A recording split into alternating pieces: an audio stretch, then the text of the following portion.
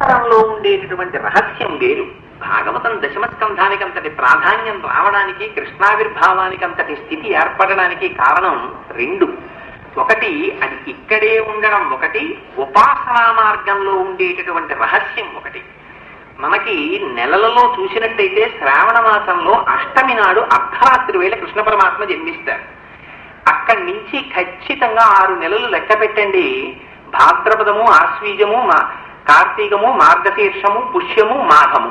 మళ్ళీ మాఘమాసంలో చతుర్దశి నాడు అర్ధరాత్రి వేళ మహాశివరాత్రి నాడు లింగోత్సవం అవుతుంది.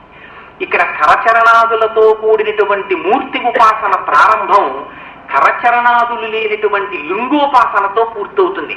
పూర్తయితే ఆ లింగమునందు మీరేం చూస్తారు? ఆపాతాళ నభస్తమస్త భువన బ్రహ్మాండమావిస్ఫుర జ్యోతిస్ఫాటిక లింగమౌళి విలస పూర్ణేందువాంతామృతై అస్తోకాపుతమేకమీశమనిశం రుద్రానువాకాంజపం ఛాయే దీప్సిత సిద్ధయే ధ్రువపదం విప్రోభిషించేచ్చివం బ్రహ్మాండ వ్యాప్తదేహ భచిత హిమరుచాభాసమానా భుజంగై కంఠే కాళాః కపర్దాః కలిత శశికలశ్చండ కోదండ హస్తాః ద్రక్షా రుద్రాక్షమాల సులలిత వపుష శాంభవామూర్తి వేదాః రుద్రాశ్రీ రుద్రసూక్త ప్రకటిత విభవాన ప్రయచ్చస్తు సౌఖ్యం అంటారు. అదిగో అనంత బ్రహ్మాండములు నిండిపోయినటువంటి స్వరూపంతో పరమశివుడు దృగ్గోచరం అవుతాడు. అది జ్ఞాన ఆవిర్భావం. అందుకని కరచరణాదులతో కూడినటువంటి మూర్తి ఉపాసన 6 నెలల తర్వాత అర్ధరాత్రికి కరచరణాదులు లేని లింగోపాసన యందు పరివసిస్తుంది. అది ఉపాసన క్రమం.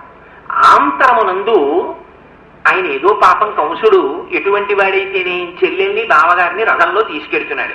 ఊరుకుంటే ఏం పోయింది శరీరవాణికి? పొందని పేరేమిటి? అశరీరవాణిది. నాకు రైల్లో నిన్న ఒక స్నేహితుడు కనబడ్డాడు. ఆయనకి సెల్ ఫోన్ మోగింది. మోగితే ఆయన అన్నాడు, మా